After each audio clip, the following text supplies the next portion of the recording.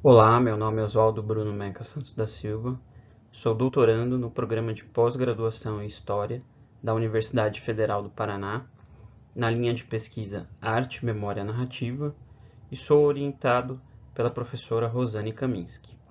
Hoje apresento a comunicação Móveis Simo S.A., Negócios, Redes e Espetáculo em São Paulo.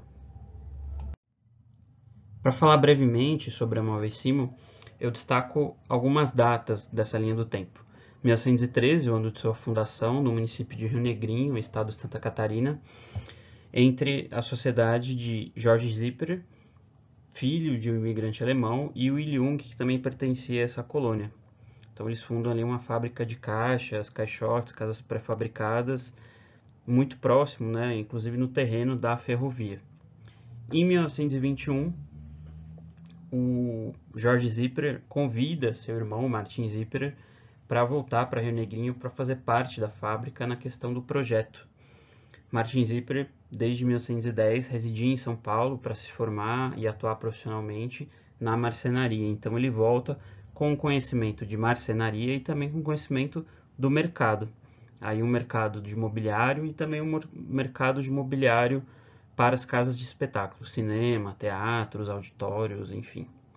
Outra data que eu destaco aqui, que em 44, a Simo ela deixa de ser uma empresa familiar e ela assume de fato essa característica de uma companhia industrial, porque ela tem ali então uma sociedade com outras empresas, outras indústrias de Santa Catarina e está até fora. Então ela tem ali então um contato com empresas de Joinville, de Curitiba, no Paraná, e aí se torna de fato a Companhia Industrial de Móveis. E em 54 assume o nome como Móveis Simo S.A., como é conhecida na literatura sobre o tema.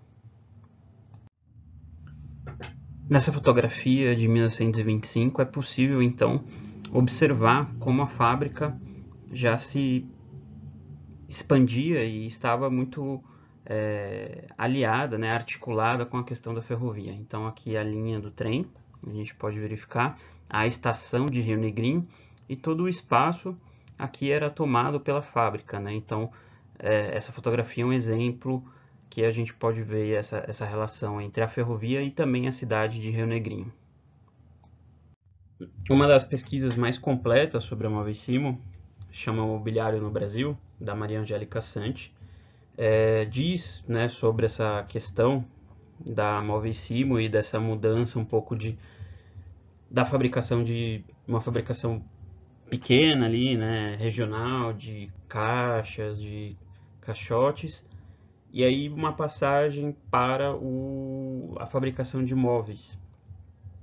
Então ela diz, enquanto as marcenarias da região de Rio Negrinho e Santa Catarina produziam artesanalmente por encomenda, Martin Zipper estudava a possibilidade de, aproveitando as aparas de madeira, produzir cadeiras para serem comercializadas em São Paulo.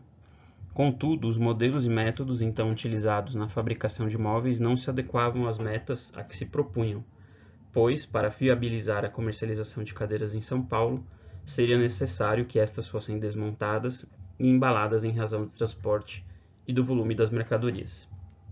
Martin Zipper, ele, né, ele tinha passado um período da vida dele profissional em São Paulo, e ele tinha ali uma experiência, tanto de produção, como também de mercado.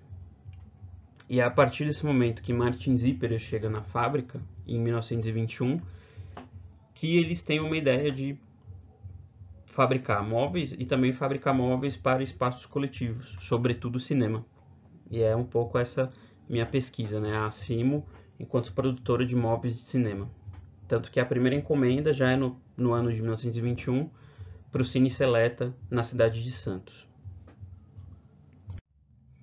E essa questão do cinema era muito presente em algumas discussões, né? Porque esse espaço ele estava ali ganhando uma certa visibilidade, né? Não só na sua questão de atração, de entretenimento, mas também quanto um espaço construído, um espaço ali que as pessoas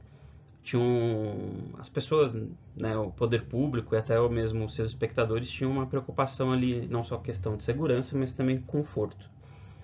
Então, nessa pequena citação de José Inácio de Melo e Souza, que, enfim, faz uma pesquisa sobre as salas de cinema em São Paulo. Ele fala o seguinte: havia uma preocupação dos engenheiros com a padronização das cadeiras, que deveriam ter medidas de 40 por 40 centímetros e afastamento mínimo de 80 centímetros entre as fileiras, disposições em geral desrespeitadas, dadas as reiteradas observações registradas sobre esses tópicos nas vistorias. As reclamações se dirigiam tanto à estreiteza dos corredores de passagem, como publicou o Estado de São Paulo, quanto ao contato físico entre homens e mulheres.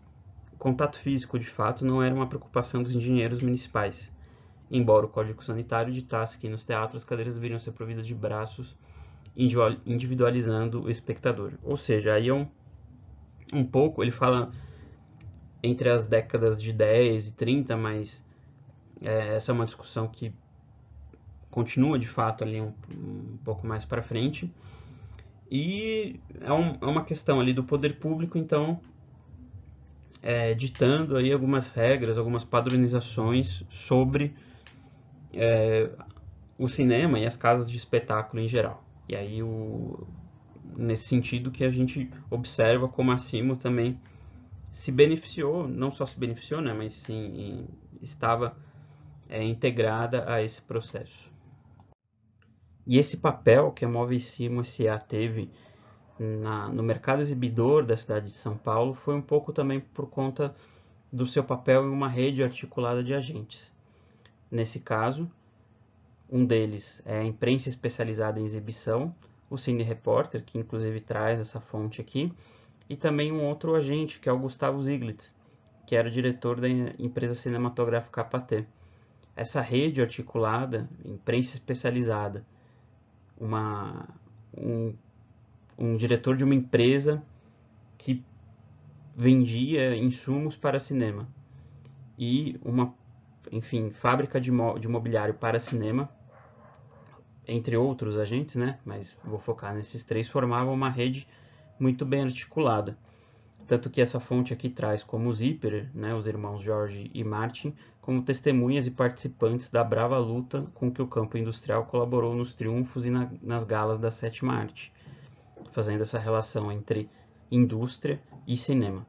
Outra questão aqui que eu destaco é como a notícia traz como assim como uma empresa poderosa. E de fato era, pela sua capilaridade no Brasil e também por seu volume de vendas. Imaginamos aí que uma empresa como a de Gustavo Ziglitz vendia um projetor para cada cinema, a Cimo vendia entre 1.000 e 3.000 poltronas a cada venda. Então, de fato, era uma empresa bastante que se expandiu muito pelo Brasil e tinha um alto volume de vendas. Para finalizar, só queria então também adentrar um pouco essas fontes da Móveis Cimo. Aqui um exemplo de anúncio na Cine Repórter, né, como esse ponto da rede aí de imprensa especializada no mercado exibidor, que trazia anúncios próprios para então aquelas pessoas que estavam construindo cinemas, né? Então aqui a gente tem um modelo de uma poltrona da Cimo, porém uma poltrona simples aqui. A gente pode ver que ela não tem estofamento no encosto, não tem estofamento no assento, então era para um tipo de cinema que não era o cinema lançador, né, que se chamava, que lançava filmes. Tanto que aqui a gente tem uma lista de cinemas, pesquiso atualmente um desses, Cine São Vicente, que apesar de ter 1.000 lugares, esse aqui com 2.500 lugares, era um cinema, vamos dizer, um pouco para os segmentos médios. Por fim, esse anúncio compara os assentos dos teatros gregos com as poltronas da Móveis Cimo para cinema.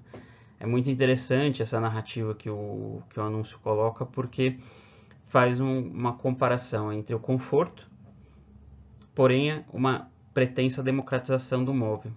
Então aqui a gente pode até reparar também que diferente do anúncio anterior, aqui é um móvel totalmente estofado. Então, fazendo essa aproximação do clássico, né, enfim, de uma leitura até eurocêntrica para o mobiliário de cinema. E chegando ao fim da apresentação, deixo aqui algumas referências, o meu e-mail e também o meu muito obrigado pela leitura do resumo e também pela escuta atenta dessa comunicação. Então, a gratidão e espero que o dia do debate seja muito frutuoso.